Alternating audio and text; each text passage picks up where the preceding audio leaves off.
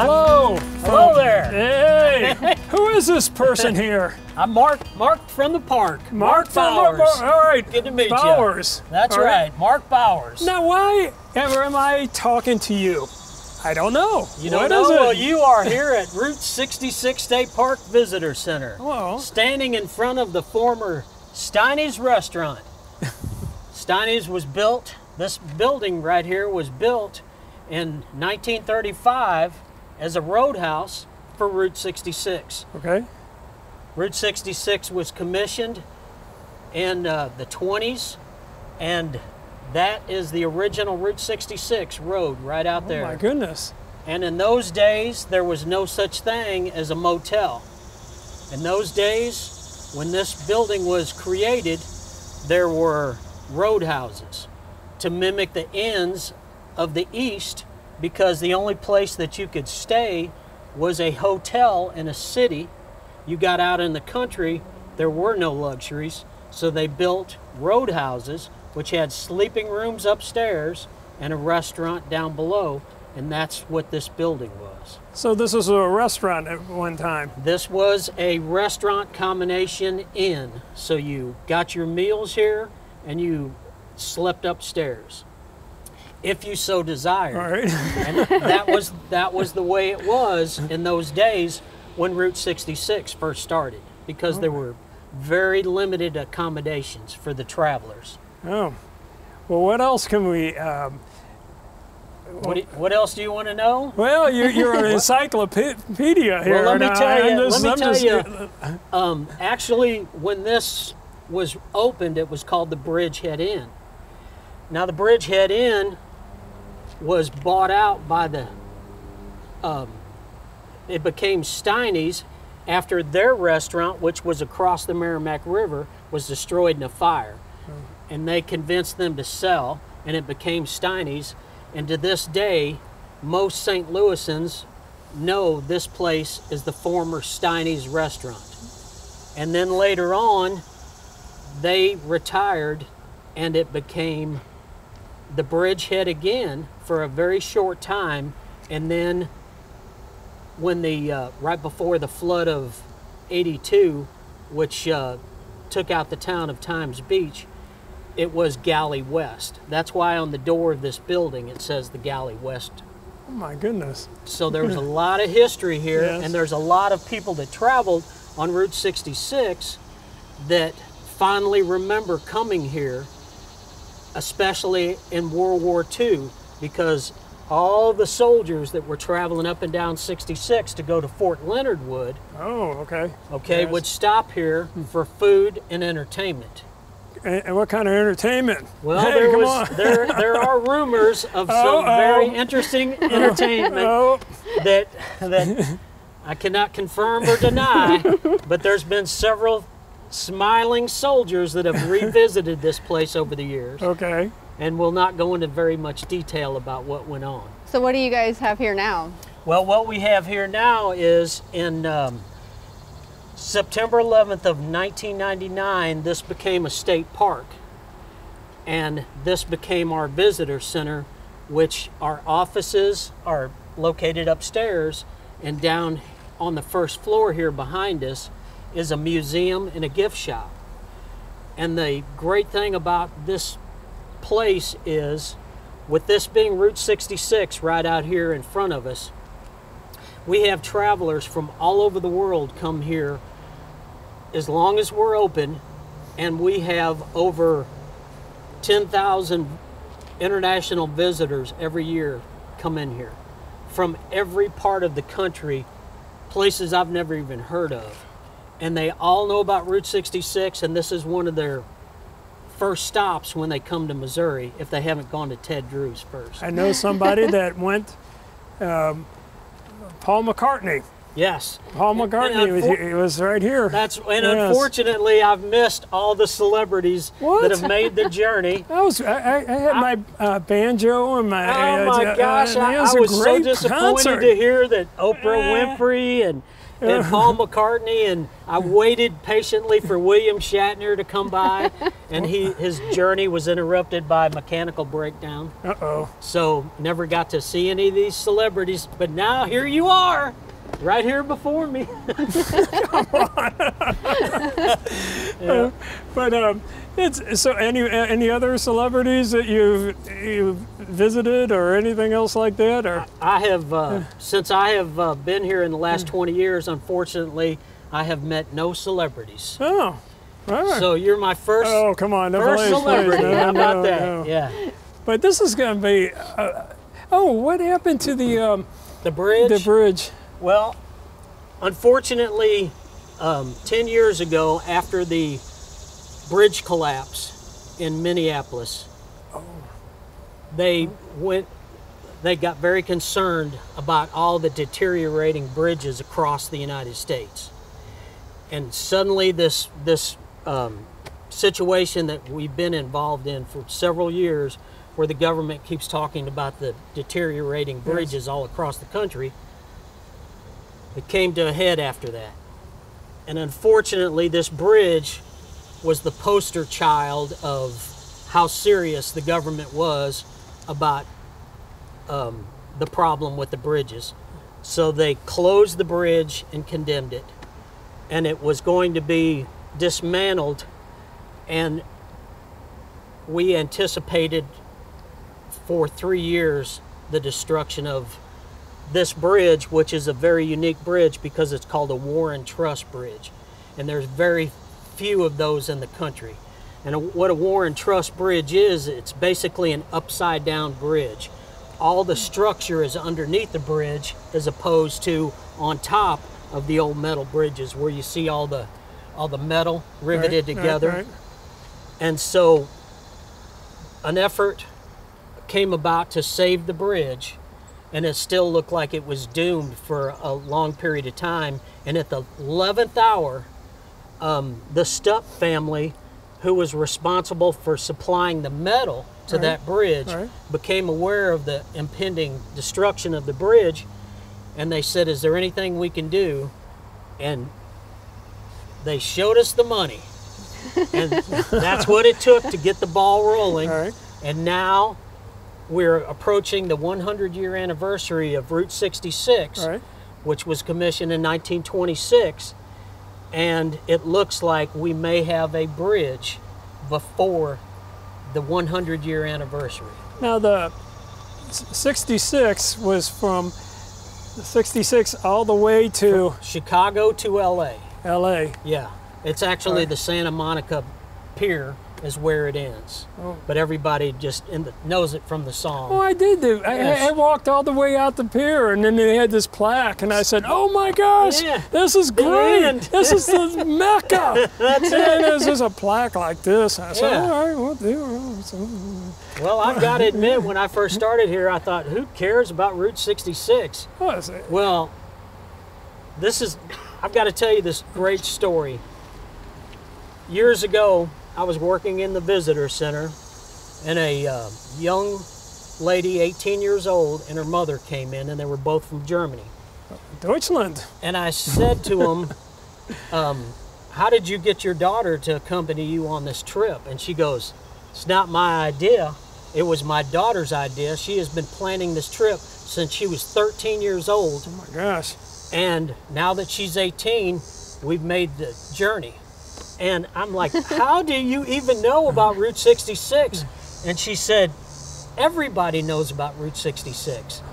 And in all those years since that happened, I cannot tell you how many people that I have met from Germany, from France, from Spain, from islands out in the middle of the ocean that I didn't even know existed. Yet all these people have come here to experience the journey across America, which is Route 66. You forgot Iceland. There's Iceland. I was there once. Yeah. And I was there. I left, and my footprints were the only things that... Really? No. That's a great story. Well, I don't know. Yeah. Hey, how many people can say they've been to Iceland? Well, it's Iceland. It's very cold. Yeah. Well, I've been, yeah. And they have some museum, but I'm not going to say what it is because it was kind of morally incorrect. Yes. Kind of like what went on upstairs. Yeah, that's. You said that, not me. Now there's a lot of fond memories because they had music and dancing here, and so a lot of people would come from the city. Right. And see, that's the one great thing about this whole area. The reason this was even created and that bridge is there is because for as long as there has been people in this area, they have migrated to this river right here. Yes, I agree. Because of the fact that it's cool water away from the city. And as long as a train or a road existed, people have come here to get away from the heat of the city, the pollution of the city, and to relax. And that's what created the town that used to be here. And that's what created this place, was the fact that people needed to get away from the city, and this was one of the avenues. Long before this was Route 66, it was called the Wire Road, and that's because telegraph wires, they followed Indian trails that then became a wagon trail, and of course that's where they put the telegraph lines. Chain of Rocks Bridge, is that? That's the original alignment of Route 66. That's where it crossed over the river. And it's unique in the fact that it's got a bend in the middle of the bridge. Yes, I know it. It's kind of it's odd. That is very, very. That's unique. That's very unique. And the same motivation that went into saving that bridge is what's motivating them to save this bridge, because that way it's just another part of Route 66 that's saved. So how much would it cost? Well, I got $5 here. Come on, let's jimmy it up. Come on. Originally, the projected total was $4 million, and now it's realistically $8 million. Yeah, that's a drop in a bucket. They've come very close to accomplishing that goal. Oh, that's good. Honestly, 5 years ago, I wouldn't have bet any money on them saving that bridge, honestly. But I can honestly say now, I have total faith that that bridge is going to be restored. I got to tell you, and you're the man to do it. Well, I don't know my goodness. I'm going to be gone in just a couple of short months. You'll be hanging out. My 20-year career of taking care of this place, when it was the beginning of a state park, when there was nothing over there. This was just more or less a dream. And interestingly enough, the exit for this visitor center and this park is exit 266. What? 266? That's kind of cool. 266. 266, right? What is 266? So you got to number, enlighten me. Every exit has a number. Okay. Okay, and so the exit number, if you're driving down the highway, you will see exit 266. And here we are, you're exiting to Route 66 and Route 66 State Park and Visitor Center. How about that? Moving on up. Moving on up. I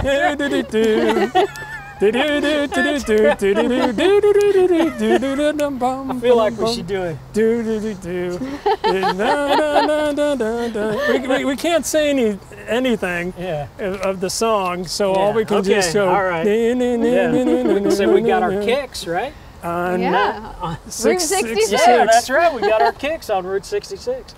And man, there has been hundreds of thousands of people in 20 years that I have seen getting their kicks on Route 66. Never caught on fire? Fortunately, no. Okay. Because this is a tinderbox. That's what I'm thinking. I mean, the structure itself, you know, being built in the late 20s, early 30s, 30s is timber construction. Sure, of course. There are beams in the basement that are unbelievable. Oh. Yeah. 100 years old? Oh, yeah. So you got to figure that if we don't want any fires. Yes. Yes. All right, well, hey, we had joy. We had joy, we had fun.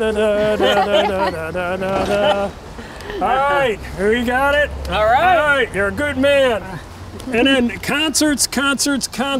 You're gonna miss them. Oh, I'll tell you what, I was exciting to finally be able to meet with you and ask you those come questions. to our office and then you'll see all the ticket stubs. Yes, See, I've got all those too. Oh, Mine aren't neatly displayed like yours. But, yeah. What else am I going to do with my life? Well, that's what I did. I mean, that's what we did when we were young. It was cheap entertainment.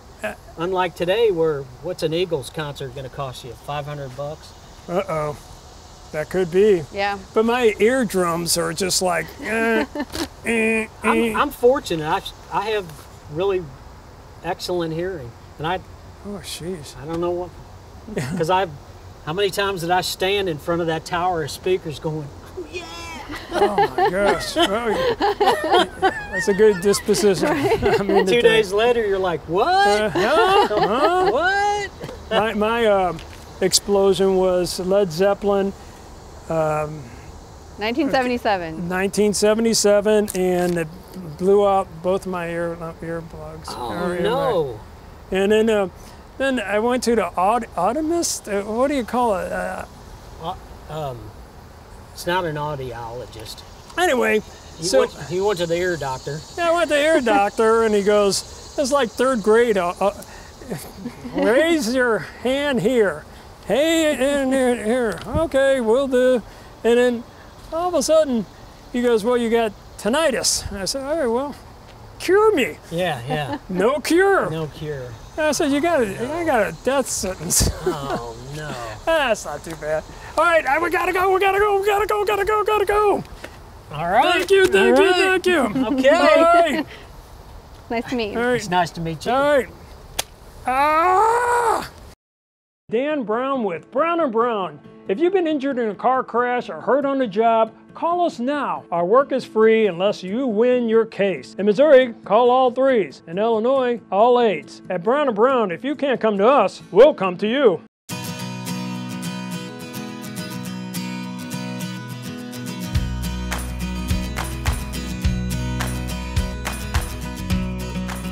Hi, this is Jennifer, and we're about 60 miles from St. Louis. Hey, St. Louis and Meramec River, and it's a heck of a place. And we are very special because this young lady is going to tell us all about Meramec River and everything else. So, what can you say? Well, you're here at Meramec State Park. Like you said, we're about 60 miles south of St. Louis, or southwest of St. Louis. We're about 6,896 acres. So we have a wide variety. We're right along the river. We offer float trips. We offer camping. We offer cabins. So if you want to come down and do some recreation, this is the place. We also offer float trips. Meramec State Park has an interesting history. If we go back about 12,000 years, Native Americans lived around this area. And then in the 1800s, we had a man named Alexander Fisher that settled this land about 1818, a little over 200 years ago. And one of our primary attractions, besides the trails that we have here, we have trails anywhere from lengths of 8.5 to 10 miles to just a little bit over a quarter of a mile. And basically we have here at Meramec State Park, we have an amazing history, and we're known for our caves. We have over 45 caves within the park. Our tour cave is Fisher Cave. We offer tours until the end of August. We offer tours 4 times a day at 9:30, 11:30, 1 o'clock, and 3 o'clock. After the end of August, we will offer tours the following 2 weekends of September.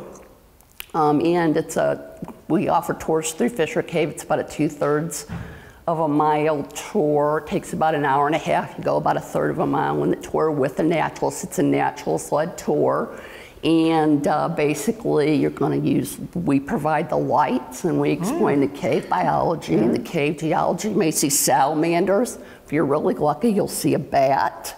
Is there climbing involved, or is it pretty easy? No, it's pretty easy. There are some steps. There is one place in the cave where you got to bend down like this for about 100 feet, going in and coming out. So it's a really special place because it gives you a really intimate, up close view of a cave. So.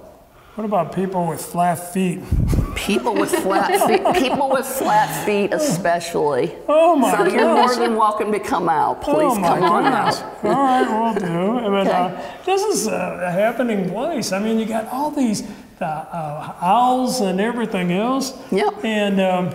And oh my goodness, I mean, this is the happening place. Yep. Yeah. What else do you have for us, Jennifer? Well, I was wondering, like, in the winter, do you guys offer anything in the winter? Yeah. In the winter, we always have our trails. You know, please come out on the weekend if you want to. We generally don't like our float trips and stuff like that. That generally stopped after Labor Day weekend. Yeah. You know, but you're welcome to come out. The visitor center will be open on, you know, during winter hours and so on. So you're definitely welcome to come out. Okay. So there's stuff to do year round. There's stuff to do year round. Camping's year round too. Oh, okay. What about the flood of the 1945? The flood of 1945? Well, the Meramec River is very prone to flooding.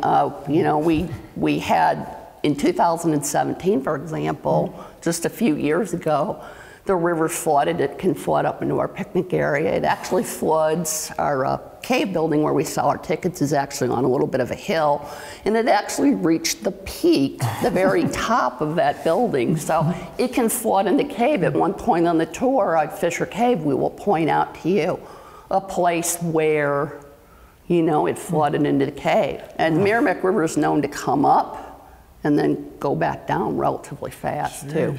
But 1945 was really, really bad, wasn't it? I mean, there was some bad. I mean, you know, we have a picture in there, which I guess they'll show you here. And it's Belly Park, you know, under basically the whole area there underwater. So yeah, it's the river can be kind of unpredictable, but the river is actually also the source of our enjoyment of all the good things here at the park. It's a very diverse river. It has a lot of different types of animals. We have one of the most diverse collections of mussels, with freshwater mussels, which is kind of like a freshwater clam, and a lot of other species. We have darters, and we have darters. They're small fish that exist in really fast water. Okay. We have, of course, if you like to fish, this is a great river for you to come out and fish. It's, you know, we have bass, and we have some areas that are really deep, some areas that are more shallow, so you have a wide variety of different habitats. We also have a really diverse amount of plant species. We have what are called glades, which are kind of dry, rocky areas. We have the hills. The base rock is dolomite for the most part, but we actually also have a hard rock called chert. So this is a really diverse area. We also have a very interesting history too. The Civilian Conservation Corps, which some of you may have heard of, actually helped develop some of our trails. Some of our buildings and shelters were built by the Civilian Conservation Corps. The infrastructure inside the cave was built by the Civilian Conservation Corps. And so it's really, really full of a lot of history. The park opened in 1928. It was dedicated in 1928. We first started collecting land in 1926. The park was actually dedicated in 1928. It was open in 1927. And one interesting kind of fun fact is that one of the families that the land was acquired from was called Dill. Was called Dill, D-I-L-L. Okay. And there was another family in this area we acquired land for the park that their name was Pickle. So there was a suggestion that the park be called Dill Pickle State Park. Oh. Okay, so it's kind of a fun little fact. Actually, the Dill family was kind of important for a while in the history of the park. A couple of the first superintendents were from the Dill family. And Lester Dill, who did operate tours here before the state park at Fisher Cave, actually eventually owned what's Meramec Caverns and Onondaga Cave, which Onondaga Cave became a state park later. So a lot of history there. Yes. And the best thing is it's free. Come on down. Now the cave tours are not free, but well, I know, right? But you can go in there and peek in. And say, hey, well, nobody's there. We do have two caves you can go into on your own. Indian Cave, which is off the Walking Fern Trail, and we also have Sheep's Cave, which is off the which is kind of near the behind Cabin 4 in the picnic area. Could you get lost pretty? I mean, with all this acreage and everything else, does somebody stumble away and then all of a sudden, well, where's Jake? He's not here. Well, we have had hikers that have gotten lost in the past, but we've always found them. So. Okay, well that's good. Well, anything else? You have a lot of knowledge. I mean to tell you. I mean, how much? You got a lot in there. I mean. Yeah. Now, what's interesting too is that the caves like Fisher Cave, Meramec, where Meramec State Park is, Route 66 was created in 1926.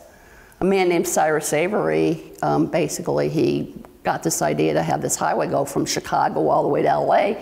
And Springfield Street up here in Sullivan is Route 66. I didn't know that. Yep, it is. So these places like Meramec State Park, these caves provided a significant attraction for people to come out on Route 66, camp, explore the caves and so on. And that goes back to a long tradition of people coming in the caves that go all the way back into the 1800s and into the 1900s. So. My goodness. Anybody still living there? Living? I don't know, in the caves. Well, hopefully the only creatures living in the cave are the salamanders, the bacteria, the bats, little crickets called camel crickets that have kind of an arched back. Yeah. They look like spider cricket. They look like spiders and crickets. Yeah, they're sometimes called spider crickets. I call them spider crickets. Oh my goodness. Yeah. They're scary looking. Oh. They're harmless. They're harmless, yeah. Well, I got to tell you, we'll have a group hug. We had you. Oh, we can't say anything because we can't sing a song because the rights. The Route 66 song, you mean? Okay. Yes, I can't even do that. But what the heck? No. All right. Well, hey, from here to here and here, you have anything else to say? No. All right. And yes. Go get your kicks on. Yes. It's just been an intellectual diagram, and I'm happy to be part of it. Come on out to Meramec State Park. We're only 60 miles from St. Louis. Yes. Great place to refresh and kind of relax and recoup. Come on out. Come on down. Sing a song. All right. Going. Boom.